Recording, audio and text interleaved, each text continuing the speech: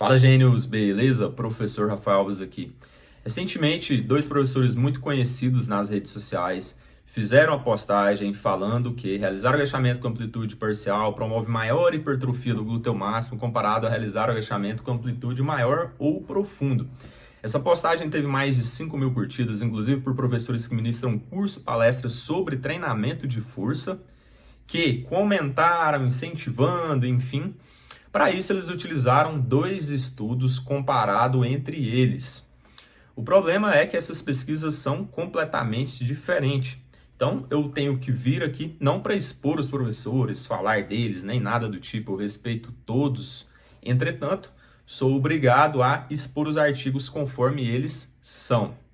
O primeiro artigo que foi utilizado, esse publicado por Cuba algum tempo atrás, ele fez uma comparação entre realizar o agachamento com 90 graus de flexão de joelho, ou seja, amplitude parcial, comparado a 140 graus de flexão de joelho, ou seja, amplitudes maior, profundo.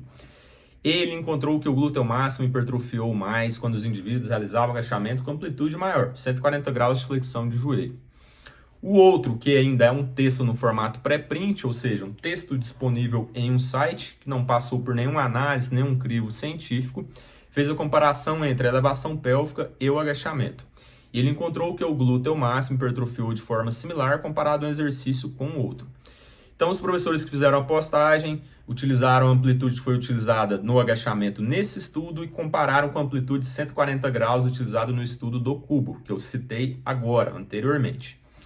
Entretanto, o primeiro equívoco, ao meu ver, é o mais crítico de todos eles para começar a expor, conforme foi feito realmente, é a amplitude que o agachamento foi realizado nesse pré-print. Na verdade, ela não foi limitada à amplitude parcial. Conforme você pode ler no texto, está descrito claramente da seguinte forma. As repetições de agachamento não foram limitadas a uma profundidade correspondente ao fêmur paralelo ao solo. Não foram limitadas a uma profundidade correspondente ao fêmur paralelo ao solo, mas sim a maior profundidade possível. Ou seja, o agachamento, de acordo com os autores que está no artigo, não foi limitado ao fêmur paralelo ao solo. Então não é um agachamento com amplitude parcial, mas sim a maior profundidade possível. Então os indivíduos foram orientados a agachar com a maior amplitude possível. Eu posso dizer, então, ler, traduzir, ter certeza que não foi feito e falar que foi um agachamento parcial, ou até mesmo atribuir os ângulos, de 100 a 120 graus, conforme está na postagem. Não posso fazer isso, porque eu estarei mentindo, eu estarei enganando você. No artigo não está escrito assim. Então, a partir dessa simples tradução, entendendo que os indivíduos não realizaram agachamento até o fêmur estar paralelo ao solo, mas sim a maior profundidade alcançável ou possível, como queira traduzir, já não deveria fazer a postagem. Mas, para além disso, que é um erro extremamente grave de uma simples tradução, de realmente ler o artigo conforme está lá, ainda tem-se outras piores, como, por exemplo, o volume de séries que os indivíduos fizeram nesse pré-print como um todo, ou seja, contabilizando todo o tempo de estudo, todas as semanas de treinamento, foram 90 séries. Entretanto, no estudo do cubo, foram utilizadas apenas 60 séries. Então, a diferença entre eles é de 30 séries. 30 séries representa 50% a mais do volume de séries utilizado no estudo do cubo. 50% a mais. Então não é esperado que o glúteo hipertrofiasse em maior magnitude, fazendo 50% a mais do volume de séries. Caramba! Não é esperado, já que a amplitude deste estudo é a máxima possível e do cubo foi 140 graus, que é a máxima possível, bem próximo da máxima possível. Sequer estamos comparando amplitudes diferentes. E, para além disso, o volume é completamente diferente. E se todos os professores, é praticamente unânime, em chegar à conclusão que aumentar o volume é uma possibilidade de manipular as variáveis de treinamento de força para obter maior resposta de hipertrofia, é uma delas, tá? E não é a única também. É óbvio, que era esperado os resultados. Uns 50% a mais. Para além desse fator, nós temos outros. Por exemplo, o nível de treinabilidade desse pré-print é definido como uma frequência semanal de uma vez na semana nos últimos 5 anos, ou menor do que isso. Então, isso daria 240 sessões de treino. só que é uma média, é um valor médio. Então vamos supor que nos últimos 5 anos, o indivíduo no último ano está treinando de segunda a sexta. Segunda a sexta durante um período de 1 ano dá 240 sessões em média, tá?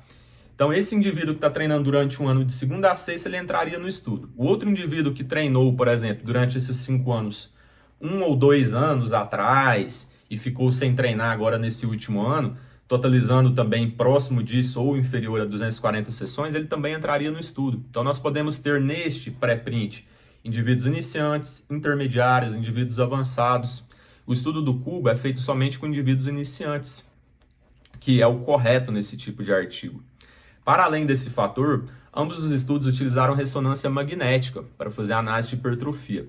O instrumento é o mesmo, a ressonância magnética. Contudo, o aparelho tem diversos protocolos diferentes, parâmetros a serem escolhidos para fazer a análise de hipertrofia. Eu posso dizer porque a minha primeira formação é em radiologia. Então, se você ler os artigos, vai ficar claro que, por exemplo, tá? A quantidade de cortes utilizado para ter acesso àquela determinada imagem de hipertrofia, assim como a espessura desses cortes, são diferentes. Enquanto o do cubo utilizou cortes de 10 milímetros, o pré-print utilizou cortes de 4 milímetros. Para além disso, a intensidade do sinal é diferente. A grade, os valores para determinar a grade, a área que vai ser analisada a imagem também são completamente diferentes.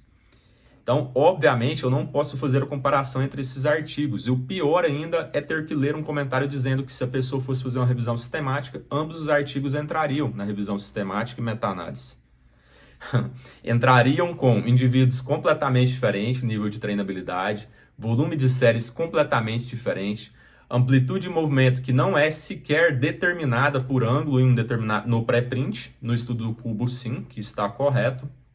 Para além disso, os parâmetros do instrumento utilizado para avaliar a hipertrofia foram completamente diferentes comparado um estudo com o outro.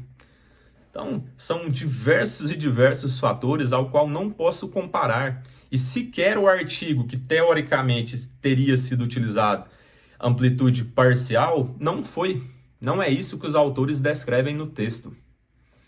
Então, eu espero que tenha te ajudado a esclarecer que a amplitude de movimento é um fator muito importante no agachamento, e o agachamento com amplitudes maiores profundo promove maior hipertrofia do glúteo máximo.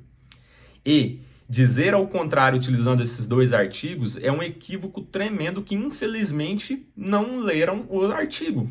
Infelizmente eu tenho que falar isso, não leram o artigo. E se essa informação te ajudou, eu tenho certeza que sim, ela precisa chegar às outras pessoas. A quantidade de pessoas que teve a informação, aquele equívoco, precisam saber a verdade. Do contrário, elas vão prescrever de forma errada, vão perpetuar essas informações erradas.